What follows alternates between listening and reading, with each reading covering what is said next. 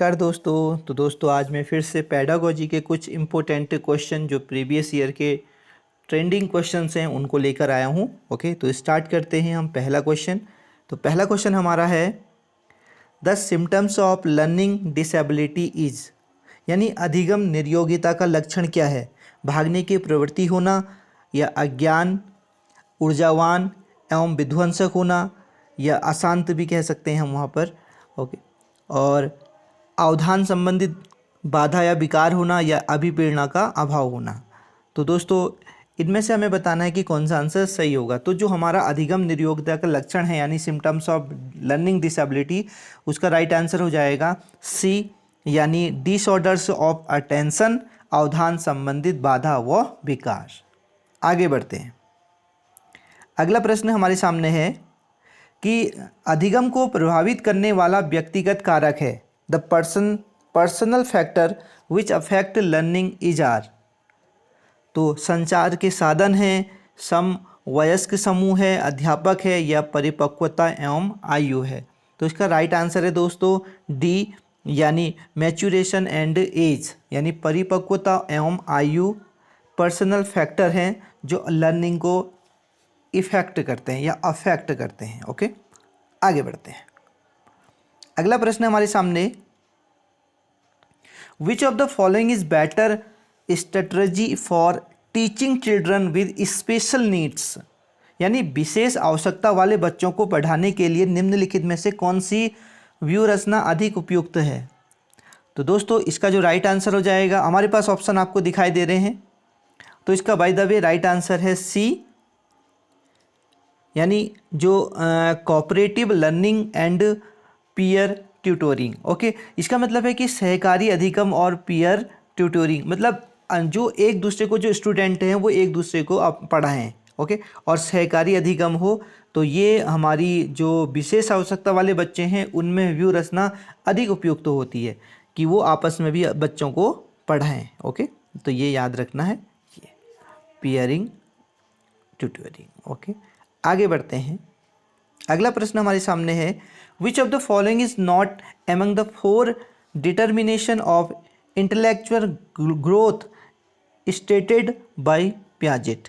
निम्न में कौन से पियाजे के अनुसार बौद्धिक विकास का निर्धारक तत्व नहीं है? तो हमारे पास ऑप्शन है सामाजिक संरचना, अनुभव, संतुलिनीकरण, या इनमें से कोई भी नहीं। तो इसका राइट आंसर हो जाएगा दोस्तों सोशल ट्रांसमिशन, यानी सामाजिक संचरण। कौन सा हो जाएगा? Social transmission. तो दोस्तों वीडियो को पॉज करके आप भी आंसर देने की कोशिश कीजिए और कमेंट में ज़रूर लिखना कि आपके टोटल में से कितने क्वेश्चन सही हुए। विच of the following statement is not true about development. तो निम्न में से कौन कथन विकास के बारे में सत्य नहीं है? विकास अंतःक्रिया का फल है, विकास एक व्यक्तिगत प्रक्रिया है, विकास एक व्यवस्थित श्रृंखला का अनुगामी है, विकास विशिष्ट से सामान्य की ओर होता है। तो इसमें कौन सा ट्रू नहीं है ये बताना है। तो इसका जो राइट आंसर है ट्रू नहीं है, विकास विशिष्ट से सामान्य की ओर होता है, ये गलत है। यानी development proceeds from specific to general is wrong statement. तो हमारा ये राइट आंसर हो जाएगा डी। आगे बढ़ते हैं। Human development is the product of joint contribution of both. तो मानव विकास किन दोनों के योगदान का परिणाम है? अभिभावक एवं अध्यापक का, सामाजिक एवं सांस्कृतिक कारकों का, या वंश क्रम और वातावरण का, या इनमें से कोई भी नहीं। तो जो हमारा डेवलपमेंट होता है वो मल्टीप्लाई होता है किसका? वंश क्रम और वातावरण का, यानी हेरिडिटी एंड एनवायरनमेंट। तो इसका सी इसका राइट आंसर हो जाएगा। तो हमारा जो डेवलपमेंट होता है यानी विकास होता है वो किसका मल्टीप्लाई होता है? यानी हेरिडिटी, वंशक्रम और वातावरण इनटू एनवायरनमेंट। तो इसे याद रखिएगा। अगला प्रश्न हमारे सामने, बालकों की सोच अमूर्तता की अपेक्षा मूर्त अनुभवों एवं प्रत्ययों से होती है, यह अवस्था है। ये कौन सी अवस्था है हमें ये बतानी है। जब बालक की जो सोच होती है अमूर्त हो जाती है, ठीक है, अमूर्त की अपेक्षा मूर्त अनुभवों से वो ज़्यादा सीखता है। मूर्त ओके, मूर्त में अमूर्त मतलब जैसे जैसे प्यार अमूर्त में आया, मूर्त में आपकी कोई भी वस्तु, ओके, जो भौगोलिक हो या फिजिकल हो, मूर्त ऐसा भी बोल सकते हैं। तो वो एज बतानी है जब वो मूर्त अमूर्त से ज़्यादा मूर्त में ज़्यादा सीखता है, तो वो एज है हमारी 7 to 12 ईयर। ओके, तो एज का राइट आंसर हो जाएगा दोस्तों 7 to 12 ईयर्स। आगे बढ़ते हैं। अगला प्रश्न हमारे सामने, समस्या के अर्थ को जानने की योग्यता वातावरण के दोषों, कमियों एवं रिक्तियों के प्रति सजगता विशेषता है। तो किसकी है ये? Ability of knowing the meaning of problem, weakness and gaps related to environment is a characteristic of. तो गिफ्टेड चिल्ड्रन की है या एवरेज चिल्ड्रन की है, क्रिएटिव चिल्ड्रन की है या नन ऑफ देम। तो प्रॉब्लम को जानना या कमजोरी को जानना या गैप्स को जानना कि उनके बीच मेरे बीच क्या गैप्स है, ये किसके लक्षण हैं, किस बच्चे के हैं? तो ये क्रिएटिव बच्चे के लक्षण होते हैं। किसके? क्रिएटिव यानी सृजनशील बालकों के ये लक्षण होते हैं कि वो प्रॉब्लम की मीनिंग जानते हैं, उसकी कमी जानते हैं, कमियां क्या हैं और गैप्स क्या हैं, ये सब चीज़ें जानते हैं जो क्रिएटिव स्टूडेंट होते हैं। आगे बढ़ते हैं। नेक्स्ट क्वेश्चन है हमारे सामने, जिस प्रक्रिया में व्यक्ति दूसरों के व्यवहार को देखकर सीखता है न कि प्रत्यक्ष अनुभव के को कहा जाता है। तो वो खुद के अनुभव से नहीं सीख रहा है, वो दूसरे के अनुभव यानी दूसरा जो एक्टिविटी कर रहा है उसको देखकर वो सीख रहा है। तो उस वाली लर्निंग को क्या कहा जाता है, हमें ये बताना है। तो दोस्तों इसका जो राइट आंसर हो जाएगा वो है सोशल लर्निंग। तो हम समाज से बहुत कुछ सीखते हैं, उसी को सोशल लर्निंग बोलते हैं। तो इसका राइट आंसर हो जाएगा सामाजिक अधिगम। अगला प्रश्न हमारे सामने, प्रश्न है, विच of the following statements best shows the mental health of a person. तो मानसिक जो स्वास्थ्य है किसी व्यक्ति का उत्तम है या उत्तम नहीं है, कौन से लक्षण प्रदर्शित या कौन से सिम्टम्स बताते हैं। तो पहला ऑप्शन हमारे सामने दिख रहा है आपको कि पूर्ण अभिव्यक्ति या संगीतीकरण व सामान्य लक्ष्य की ओर निर्देशन, या मानसिक विकारों का ना होना, व्यक्तित्व के विकारों से मुक्ति, या इनमें से सभी। तो इसका जो राइट आंसर है दोस्तों इनमें से सभी यानी सभी है। ओके, डी इसका राइट आंसर है। तो कोई किसी का मानसिक स्वास्थ्य अच्छा है इससे कैसे पता चलेगा कि फुल एक्सप्रेशन, वो अपने अंदर के सारे भावों को एक्सप्रेस कर पा रहा है। ओके, हार्मोनिजाइजेशन, ओके, हार्मोनिजेशन और गोल डायरेक्शंस, यानी जो गोल डायरेक्शन है जो उसका गोल है, टारगेट है, उसकी ओर बढ़ रहा है। ओके, और संगीतीकरण, हार्मोनी उसमें है, हार्मोनाइजेशन है, और मानसिक विकारों का ना होना, कोई भी मेंटल डिसऑर्डर नहीं है उसमें, और जो पर्सनालिटी डिसऑर्डर हैं वो भी किसी प्रकार के नहीं है। तभी हम बोलेंगे कि उसकी जो मेंटल हेल्थ है वो अच्छी है। तो इसमें से इसका राइट आंसर सभी हो जाएगा। अगला जो प्रश्न है वह है, फ्राइड, प्याजे एवं अन्य मनोवैज्ञानिकों ने व्यक्तित्व विकास की विभिन्न अवस्था के संदर्भ में व्याख्या की है, परंतु प्याजे ने क्या कहा है ये हमें बताना है। कहा है कि विकास की अवस्था वातावरण से निर्धारित होती है, या शैशवावस्था के अनुभव ही अधिक प्रभावी होते हैं, बाकी अवस्थाओं के सीमित प्रभाव होते हैं।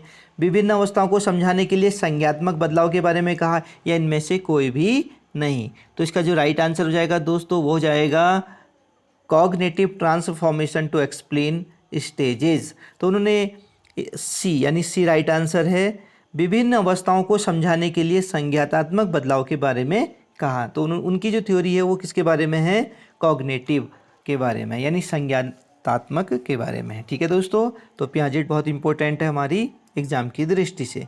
आगे बढ़ते हैं। गिलफोर्ड ने अभिसारी यानी कन्वर्जेंट थिंकिंग पद का प्रयोग किसके समान अर्थ में किया। तो कन्वर्जेंट क्या होता है, हम देखा कन्वर्जेंट में एक सारी लाइन से एक जगह पे आती है, ये कन्वर्जेंट है। तो कन्वर्जेंट को उन्होंने बुद्धि के लिए इस्तेमाल किया है। और जबकि डाइवर्जेंट में क्या होता है, डाइवर्जेंट में आपको पता है ये ऐसे फैल जाती हैं, ठीक है, ये बाहर को एकत्रित नहीं होती हैं, फैलती हैं। तो ये उन्होंने क्रिएटिविटी के लिए, जो क्रिएटिव स्टूडेंट होते हैं उनकी जो थिंकिंग होती है वो डाइवर्जेंट होती है। तो दो तरीके की थिंकिंग बताई थी गिलफोर्ड ने, ओके, एक है कन्वर्जेंट और दूसरी है डाइवर्जेंट, यानी अभिसारी और अपसारी चिंतन। अभिसारी चिंतन बुद्धि के लिए और अपसारी चिंतन क्रिएटिविटी के लिए, बट इस समय इसका राइट आंसर हो जाएगा बुद्धि यानी इंटेलिजेंस। आगे बढ़ते हैं। Which of the following is the store house of our unfulfilled desires unfulfilled यानी हमारी जो इच्छाएं पूर्ण नहीं होती हैं वो कहाँ रहती हैं, ये हमें बताना है। तो इड में रहती हैं, सुपर ईगो में रहती हैं, या ईगो, इड और ईगो दोनों में रहती हैं। तो इसका जो राइट आंसर है दोस्तों वह है इड। हमारी जो अनफुलफिल्ड डिजायर्स होती हैं, जो कंप्लीट नहीं हो पाती, हम सोचते हैं कि ऐसा होगा लेकिन होता नहीं है, तो वो कहाँ रहती हैं, इड में छिपी रहती हैं। आगे बढ़ते हैं। अगला प्रश्न हमारे सामने है, व्यक्तित्व एवं बुद्धि में वंशानुक्रम की क्या नाम मात्र भूमि है, यानी नॉमिनल रोल है, बहुत कम नॉमिनल न कहने की मात्र से है, या महत्वपूर्ण ग्रेट रोल है। किसका किसका, एक तो हेरिडिटी का, ओके, हेरिडिटी का, और मतलब अनप्रिडिक्टेबल है, हम बता नहीं सकते कुछ, और फैसिनेटिंग रोल है या आकर्षण भूमिका है, हमें ये बताना है। तो दोस्तों इसका जो राइट आंसर है, व्यक्तित्व और बुद्धि दोनों में जो हेरिडिटी का है वो ग्रेट रोल है, महत्वपूर्ण योगदान है। हेरिडिटी का बहुत महत्वपूर्ण योगदान होता है, यानी वंशानुक्रम, यदि उनके माता पिता अच्छा सोचते हैं, अच्छे विचार करते हैं, तो उनके बालक में भी उसके गुण जाते हैं, ये है। और व्यक्तित्व भी उनका वैसा ही बनता चला जाता है और बुद्धि भी उनकी वैसी ही बनती चली जाती है, लेकिन कुछ एक्सेप्शंस होते हैं, उनको दरकिनार करके आगे बात करते हैं अगले प्रश्न में। अगला प्रश्न हमारे सामने है, in order to nature creativity a teacher should take help of which of the following methods. Brainstorming होती है, लेक्चर मेथड, या ऑडियो विजुअल एड्स, या ऑल ऑफ दीज। तो सृजनशील का पोषण के लिए अध्यापक को निम्न में से किस विधि की सहायता लेनी चाहिए। तो हमारे पास बहुत सारी विधि होती है, मेथड्स होती हैं, टीचिंग मेथड्स, टेक्निक्स भी होती हैं। तो ब्रेन स्टॉर्मिंग इसका राइट आंसर हो जाएगा दोस्तों, ब्रेन स्टॉर्मिंग। तो जब भी टीचर को अपने स्टूडेंट को क्रिएटिविटी यानी क्रिएटिव बनाना है तो उसको ब्रेन स्टॉर्मिंग करानी है। तो ब्रेन स्टॉर्मिंग कराने से ही वो क्रिएटिव हो सकेगा, यानी अन्य एक लीक से अन्य भी सोच सकेगा। और ब्रेन स्टॉर्मिंग जो मेथड है वो किसने खोजी थी, अलेक्स ऑसबोर्न ने। तो इसको लिख लेना, ऑसबोर्न ने खोजी थी। किसने खोजी थी ये टेक्निक, ऑसबोर्न, ठीक है, इसे लिख लेना। कभी कभी आती है कि जो हमारी ब्रेन स्टॉर्मिंग है या विचारावेश जो मेथड है वो किसने खोजी थी, वो खोजी थी ऑसबोर्न ने। आगे बढ़ते हैं। अगला प्रश्न हमारे सामने है कि राष्ट्रीय पाठ्यचर्या की रूपरेखा यानी एनसीएफ 2005 की बातचीत की गई है। तो 2005 की जो बातचीत हुई है उसमें क्या कहा है ये हमें बताना है। तो ऑप्शन हमारे पास आपको दिखाई दे रहे हैं। तो इसका जो राइट आंसर हो जाएगा दोस्तों, आपने एनसीएफ बहुत अच्छे से पढ़ा है तो आप इसका आसानी से आंसर दे सकते हैं। तो ये पहला वाला। और आप एक चीज़ याद रखिएगा, जब भी ऑप्शन दें तो पॉजिटिव आंसर होना चाहिए, ओके। तो इसमें बच्चे की अच्छी वेलफेयर होना चाहिए, ओके। तो इसका राइट आंसर पहला हो जाएगा, यानी राष्ट्रीय एनसीएफ 2005 में बातचीत की गई है कि ज्ञान स्थायी है, वो दिया जाता है और ज्ञान का विकास होता है और इसकी संरचना की जाती है। तो ये इसका राइट आंसर हो जाएगा। अगला प्रश्न हमें दिया हुआ है कि ऑब्जेक्टिव ऑफ एक्शन रिसर्च। तो एक्शन रिसर्च जैसा कि आपको पता है हमारे सिलेबस में भी है। तो एक्शन रिसर्च का उद्देश्य क्या है, क्या नवीन ज्ञान की खोज, या शैक्षिक परिस्थिति में व्यवहार विज्ञान का विकास, या विद्यालय तथा कक्षा की शैक्षिक कार्य प्रणाली में सुधार करना। तो इसका जो राइट आंसर हो जाएगा सी हो जाएगा। विद्यालय या जो क्लास है उसमें कोई भी प्रॉब्लम आती है, कोई भी एजुकेशनल प्रॉब्लम आती है तो हम एक्शन रिसर्च से उनको सॉर्ट आउट करते हैं। स्कूल में किसी प्रकार की भी कोई भी समस्या आती है तो उसे हम ये मॉडिफाई करता है। अगला प्रश्न हमारा, अगला प्रश्न है शिक्षा का अधिकार अधिनियम यानी आरटी 2009 में एक अध्यापक के लिए न्यूनतम कार्य घंटे प्रति सप्ताह यानी एक सप्ताह में वो कितने घंटे काम करे ये निर्धारित किया गया है, ठीक है, एक अध्यापक के लिए। तो इसका राइट आंसर हो जाएगा, वैसे 40 ऑप्शन में दिया हुआ है, 50 भी दिया हुआ है, 40 भी दिया हुआ है, 45 एंड 55। तो इसका राइट आंसर है 45 आवर्स। एक सप्ताह में एक अध्यापक के लिए 45 आवर्स काम करना जरूरी हो जाता है। कीप इन माइंड कितने घंटे, 45 यानी 45 घंटे। अगला प्रश्न, राष्ट्रीय पाठ्यचर्या रूपरेखा 2005 यानी एनसीएफ 2005 के अंतर्गत परीक्षा सुधार एग्जामिनेशन रिफॉर्म्स में निम्न में से किस सुधार को सुझाया गया है? तो क्या किस चीज़ को सुझाया गया है ये बताना है हमको। खुली पुस्तक परीक्षा होनी चाहिए, सतत निरंतर एवं व्यापक मूल्यांकन होना चाहिए, सामूहिक कार्य मूल्यांकन होना चाहिए, या इनमें से सभी। तो इसका जो राइट आंसर है दोस्तों ऑल ऑफ दीज है, इनमें से सभी है। तो हमारी जो एनसीएफ 2005 है उसने जो एग्जामिनेशन रिफॉर्म के लिए कुछ सजेशन दिए। पहला, ओपन बुक एग्ज़ाम होना चाहिए, कंटिन्यूस एंड सीसीई होना चाहिए, और ग्रुप वर्क एवोल्यूशन होना चाहिए, ग्रुप वर्क भी कराना चाहिए, और ऑल ऑफ दीज इसका राइट आंसर हो जाएगा।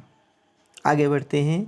अगला प्रश्न हमारे स्क्रीन के सामने है कि आरटी एक्ट 2009 में एक अध्यापक को निम्न में से किस दायित्व को पूरा करना चाहिए? क्या विद्यालय में नियमित रूप से समय पर उपस्थित होना चाहिए? बिल्कुल, पंक्चुअल होना चाहिए, यानी रेगुलर होना चाहिए और पंक्चुअल होना चाहिए, ये दोनों बहुत इंपॉर्टेंट है। पाठ्यक्रम का संचालन कर पूरा करना चाहिए, यस वेरी गुड, ये भी हमारा होना चाहिए कि जो कैरिकुलम है उसे कंडक्ट और कंप्लीट समय से करें, ओके। और संपूर्ण पाठ्यक्रम को निर्धारित समय पूरा करने, बिल्कुल टाइम टू टाइम जो हमारा सिलेबस होना चाहिए एक टीचर को कंप्लीट करना चाहिए। तो इसका जो राइट आंसर हो जाएगा डी, यानी सभी है, ओके। तो एक आरटी एक्ट 2009 में ये सभी टीचर के बाबत कहे गए हैं। अगला प्रश्न हमारे सामने, in which language has Mahatma Gandhi written his autobiography? तो महात्मा गांधी ने अपनी जो आत्मकथा है वो किस में लिखी थी, किस भाषा में लिखी थी? पहले मैं बता दूं, जो महात्मा गांधी की ऑटोबायोग्राफी है उसका नाम है the story of my experiments with truth. जल्दी से इसे लिख लीजिएगा, महात्मा गांधी की जो ऑटोबायोग्राफी है, क्योंकि हमारे इसमें बुक्स भी आने वाले हैं तो उस दृष्टि से ये क्वेश्चन महत्वपूर्ण हो जाता है।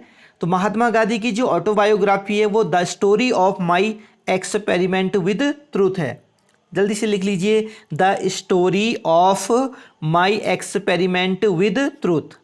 क्या है? The story of my experiment with truth. तो वो जो किस लैंग्वेज में लिखी गई है, वो लिखी गई है गुजराती लैंग्वेज में लिखी गई है। किस में लिखी गई है? गुजराती लैंग्वेज में। तो दोस्तों आगे बढ़ते हैं। अगला प्रश्न हमारा एनसीएफ 2005 का, कि एनसीएफ 2005 में शांति शिक्षा को बढ़ावा देने के लिए कुछ क्रियाओं की अनुशंसा की गई है।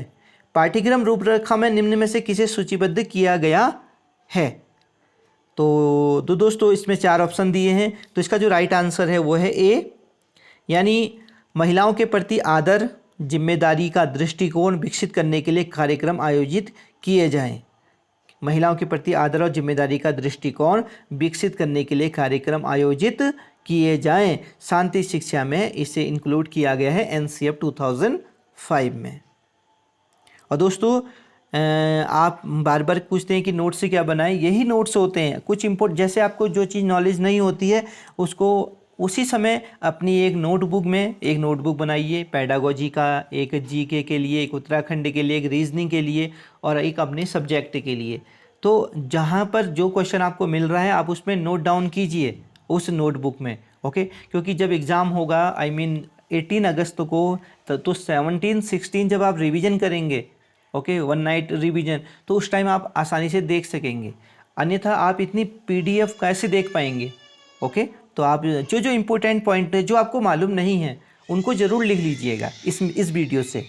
अगला प्रश्न है, बालक प्रसंग बोध परीक्षा 3 वर्ष से 10 वर्ष की आयु के बालकों के लिए बनाया गया है। यानी कैट की बात हो रही, CAT, कैट, एक टैट होता है एक कैट होता है, ठीक है। तो कैट की बात हो रही है और वो 3 से 10 वर्षों के लिए बनाया गया है। तो उसमें क्या चेंजेज करने पड़ेंगे हमें ये बताना है, ओके। तो देखो क्या करना पड़ेगा, क्या सजीव वस्तुओं के स्थान पर निर्जीव वस्तुओं के चित्र दिखाने पड़ेंगे बच्चों को, या लोगों के स्थान पर जानवरों के चित्र दिखाने पड़ेंगे, या पुरुषों के स्थान पर महिलाओं के चित्र दिखाने पड़ेंगे या वयस्क के स्थान पर बालकों के चित्र दिखाने पड़ेंगे। तो दोस्तों अगर हम CAT का इस्तेमाल 3 से 10 वर्ष के लिए करते हैं, 3 से 10 वर्ष के बच्चों के लिए करते हैं, तो हमें उसमें लोगों के बजाय जानवरों के चित्र दिखाने पड़ेंगे, एनिमल फॉर पीपल। तो हमें लोगों के लिए क्या करना पड़ेगा, जानवरों के चिन्ह दिखाने पड़ेंगे। ओके, आगे बढ़ते हैं। ये बहुत इंपॉर्टेंट प्रश्न था, इसको लिख लीजिएगा दोस्तों। अगला प्रश्न हमारा है एटीट्यूड इज, एटीट्यूड क्या है। जैसे हमारे इसमें एप्टीट्यूड है ना, उसी प्रकार एक एटीट्यूड भी होता है। ओके, जिसमें मिसलीड है, लोग इसमें गलत फहमी रखते हैं कि एटीट्यूड ये होता है वो होता है। तो आप इस प्रश्न से जान जाएंगे एटीट्यूड क्या होता है। तो दोस्तों एटीट्यूड वाले जो है वो राइट आंसर है ए। तो इसको लिख लीजिएगा, एटीट्यूड क्या है, एक भावात्मक प्रवृत्ति, एक टेंडेंसी है, किसी इमोशनल टेंडेंसी है किसी भी व्यक्ति की, जो अनुभव के द्वारा संगठित होकर किसी मनोवैज्ञानिक वस्तु के प्रति पसंदीदगी या नापसंदीदगी के रूप में प्रतिक्रिया करती है, ये एटीट्यूड है। ओके, तो व्यक्ति अपने जो इमोशनल टेंडेंसी है, जो अपने वो प्रीवियस या पास्ट एक्सपीरियंस से सीख कर उसमें रिस्पॉन्स करता है नेक्स्ट की कोई भी एक्टिविटी में। ओके, तो कीप इन माइंड, बहुत इंपॉर्टेंट है, बिकॉज आप मिसलीड होते हैं एटीट्यूड के प्रश्न से। आप इसे लिख लीजिएगा। अगला प्रश्न हमारे सामने है डिफेंस मैकेनिज्म। तो defence mechanism help us a lot in dealing with. तो हमारी जो डिफेंस मैकेनिज्म है सिगमंड फ्राइड की, वो किस में सहायता करती है।